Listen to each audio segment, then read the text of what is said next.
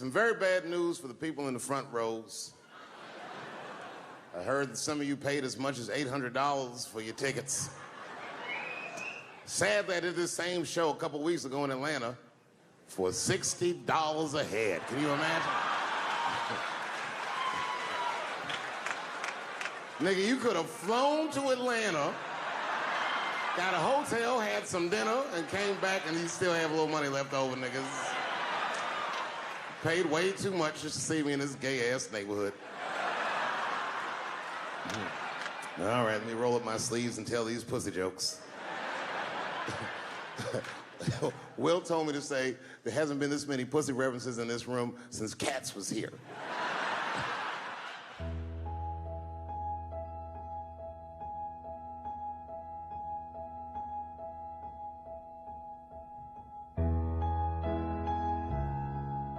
And when I think back at it, it's probably the only time in my life that I ever thought to myself, I should kill everybody at school. Thank you very much, New York. Good night.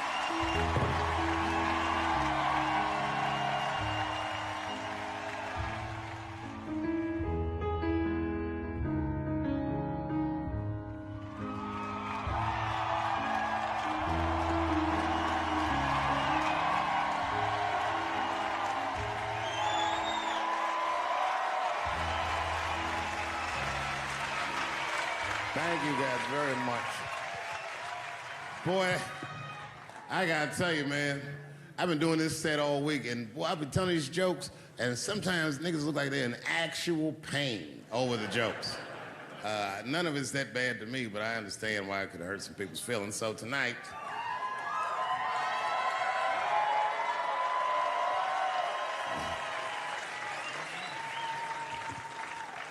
I'm gonna give you an opportunity that I rarely give anybody. I'm gonna let you say whatever it is you need to say to my face, or ask me whatever it is you want to know. But there are no dumb questions allowed. If you ask a stupid question, you'll be asked to leave. Nah, I'm just kidding. Go ahead. Everyone relax. Come on. Oh, yes, sir, in the front. 2 questions. How often do you write? And can I have a cigarette? All right. First, you may have a cigarette, but remember, this is not jail, motherfucker. This lady right here. I have a question. Do you remember this scene? Oh, I do remember that. Ma'am, I'm gonna have to ask you to leave. That's a terrible question. This gentleman in the front with the salmon-colored shirt on. I was wondering if you had any advice for young comedians that you generally give, and... Are you thinking of doing comedy? I've never done it before, but watching you has made me want to try it.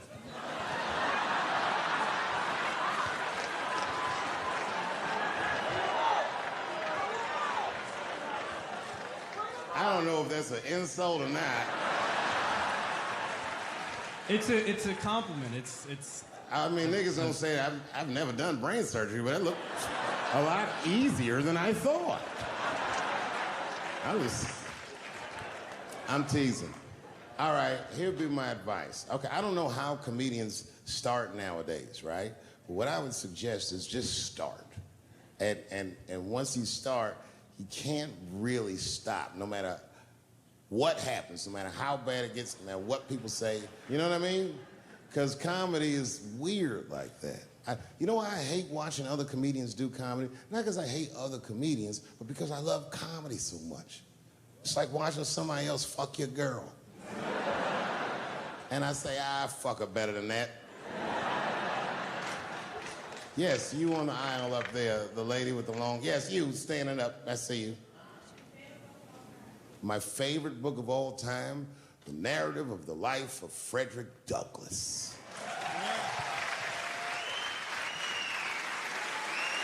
That guy with the baseball hat. Marry, fuck, kill, Michelle, Rihanna, Oprah. Wait, who's Michelle? Oh, Obama. Well, sir, you're putting me in quite the pickle. I can't say I'll fuck Michelle Obama. That's insane. Well, I guess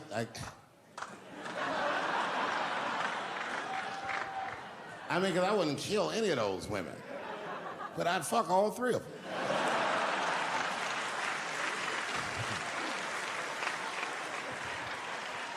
The gentleman in the blue Oxford standing up. Tell us the story with Charlie Murphy. Tell a story about Charlie Murphy? Or your favorite. Boy, there's so many good Charlie Murphys. You know, the thing with Charlie Murphy is he used to just make us laugh all the time. And I used to ask him about all the old Hollywood shit I was curious about. Like when they used to accuse Michael Jackson, I remember asking once, I go, Charlie, do you think Michael Jackson actually did those things? And he said, let me ask you a question, Dave. He said, say it is illegal to fuck women. How long are you staying out of jail? So God bless Charlie Murphy, wherever you are. Charlie, I love you. Who do you think is going to win the 2020 election?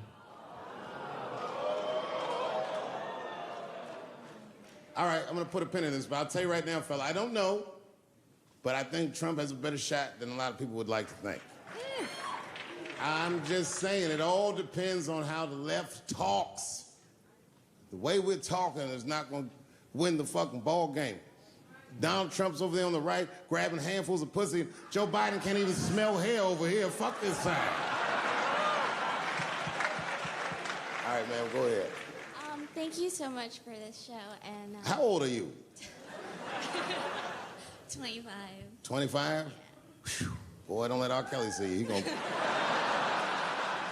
He's gonna pee on you by accident. Oh, my bad. I thought she was 15. Yuck. I'm totally joking. I'm sorry. My question is there anything you've learned from another comedian that you feel like will stay with you for life? I tell you what, miss, that's a good question. Yes, is the short answer. A longer version of it is this. I was raised by comedians. I started doing stand-up when I was 14. The other day, I went to a comedian's funeral, and I realized as we was putting this motherfucker in the ground that these people are at least as influential to me as my family. I rock with these niggas till the wheel falls off. We fight and we fuss and we are jealous of each other and we get mad at each other, but my life wouldn't have been what it was without each and every one of them, and I consider them my family. That's the answer. My favorite club in America is a club in San Francisco called the Punchline. It's a very small room. It's a 200-seat room. And I was working out the material that was going to be the show tonight. I still hadn't figured out exactly how to say what I wanted to say, but I was doing pretty good. And I was doing some Me Too jokes. And a woman stood up from the audience and she was crying. Clearly, it was a white woman. She says to me, you can't say that. It's a 200-seat room, it's a very small room. I'm like, what the fuck are you, like, miss, are you okay? What are you doing? She says, you can't say that. I said, yes, I can, it's my show. I'll say whatever the fuck I want. The crowd's like, ooh, like this. And then she gets up from the table and she starts making a big, like, show of just pushing through the aisles and all this stuff. And there's like a curtain right before the front door. And she gets to the curtain and she's crying. It's fucking crazy. She says, I'm sorry I was raped. It's a fucking comedy club. It's like loud farting getting out of an elevator. Nothing funny can happen in here. Now I'm trapped in a room with this woman's fucking stink.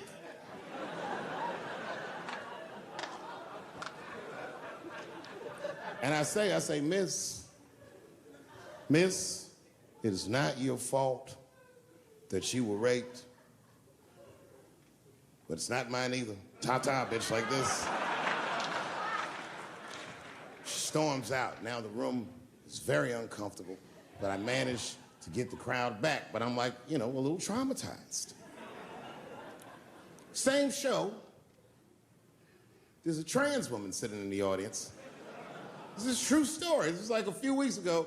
I did 6 shows that weekend. This trans woman came to 4 of them. Calls herself Daphne. Man, this chick Daphne was in there cracking the fuck up at everything I said about everybody. It was amazing. She was laughing, and it was fun to watch her laugh. You could tell she was letting go with something that was heavy, and she'd throw her head back, and she'd smile with all her teeth. She was having a great time.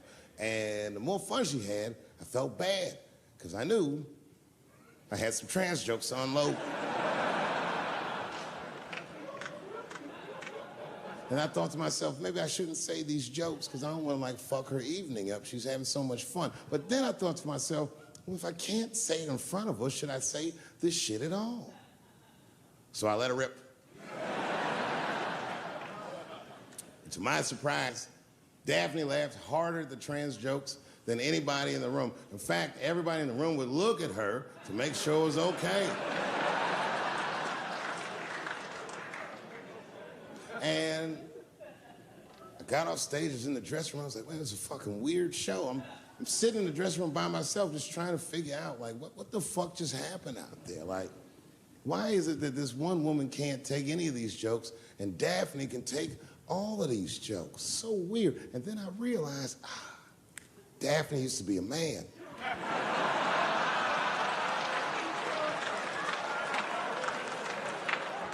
So now I go out of the dressing room and like you can see like all the staff was there like cleaning the club up, the audience had gone, and sitting at the bar by herself was Daphne.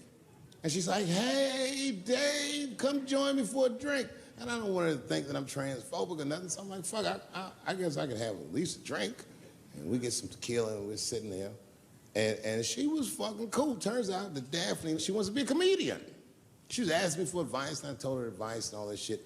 And then she says to me, she says, boy, you sure do get a bad rap for your trans jokes.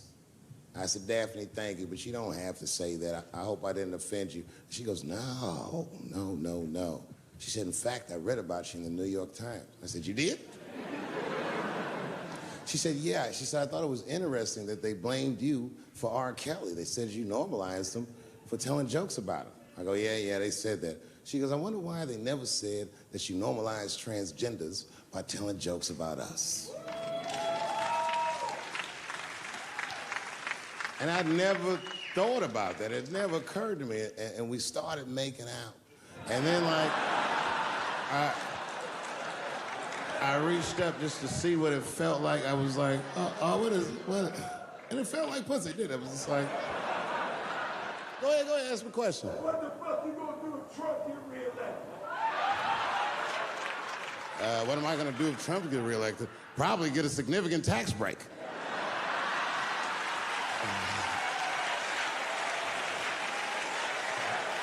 Hey, you wanna know why I don't even talk about Trump in my show? Because that motherfucker is not the hokey pokey. He is not what it's all about. There's millions of people that put him in power, and the ideas that he puts forth are not his own. He's singing poor white people's greatest hits. So why the fuck would I worry about him and not the other millions? Really, you know who I'm gonna vote for next time if things keep going the way it's going is that gay dude. No, Mike Pence.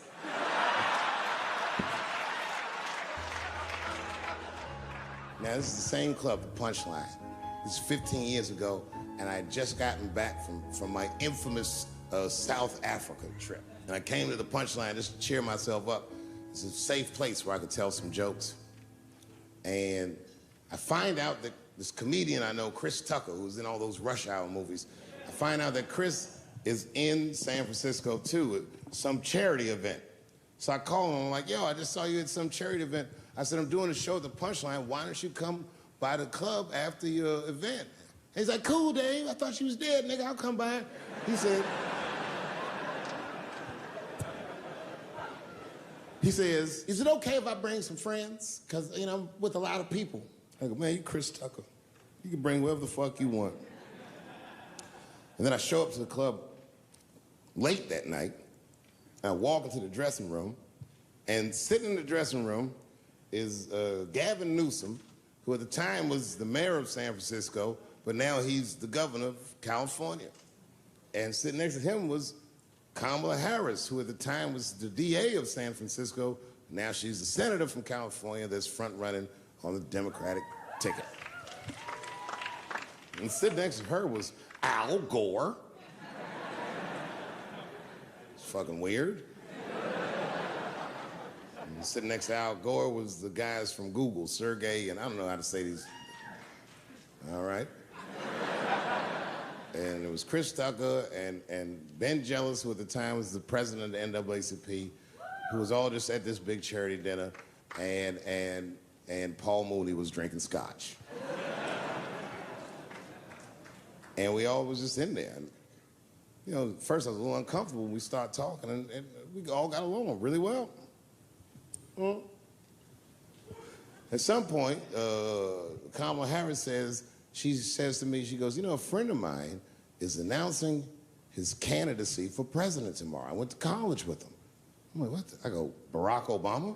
She goes, you've heard of him? I'm like, yo, I just read about this dude. And she goes, yo, yeah, blah, blah, blah, we talking. She goes, you know what? She says, let's call him on the phone. I said, what the fuck? And she picks the phone up and she dials and she's listening like this. And she goes, this is voicemail. And she gives me the phone, she goes, leave him a message. You know, I didn't know what to say. I just said what you say to any black dude that's running for president. You know, stay low, running a zigzag pattern, this kind of shit.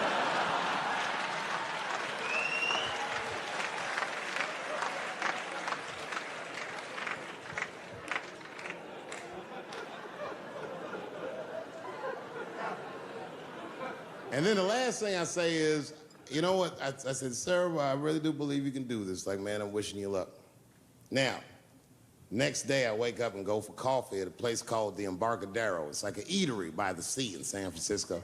And I'm walking to the coffee shop and there's a police line and I can't cross the tape. But then I figure, fuck it, I'm Dave Chappelle, so I go into the thing like this. And the police yoke me. These motherfuckers like tackle me immediately. And I see over the police's shoulder Gavin Newsom. I couldn't remember his name, but I remember the night before I had kept teasing him and saying he looked like Christian Bale, the guy from the Batman movies. So I see him and I can't remember the name, so I'm just like, Batman, help.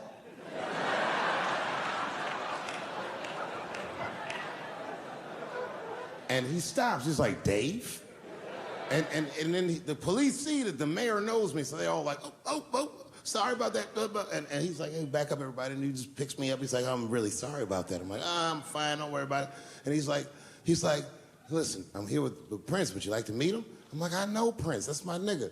And we go around the corner, and it was Prince Charles, the Prince of England. I didn't know the protocol of meeting royalty. You're not supposed to touch him. I dapped him up like a nigga. My nigga. Wow. Just hugging him and shit like this, dapping him up, like this. And that nigga was cool too. I was like, that's really fucking weird. And then I was just out there in the upside down, not having no TV show, trying to figure life out. And the election was going on in the background. And this guy, Barack Obama, was picking up steam. This motherfucker was killing it. And I had a chance to go to the last debate on the Democratic ticket, and I went. It's me and Chris Tucker sitting in Myrtle Beach, South Carolina. It's the last three candidates. It was Barack Obama, John Edwards, and Hillary Clinton. Now, Obama's a lot taller than Edwards and Clinton, and he had the center podium. And at one point, they're all on stage, and they start fussing, and Obama goes, look, none of us are perfect, like this. And his hands was like this, and there was light shining behind his head, and the other two candidates was looking up at the nigga, and I was sitting in the audience like, this nigga looks like Jesus.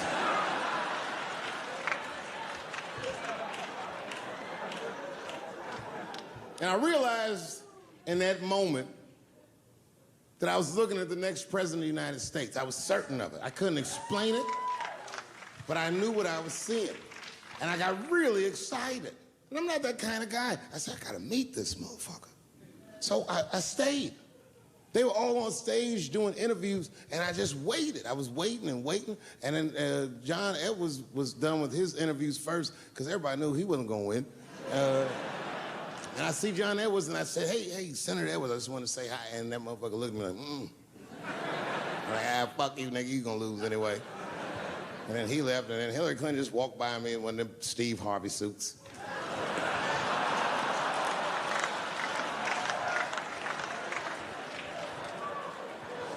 But Obama was taking forever.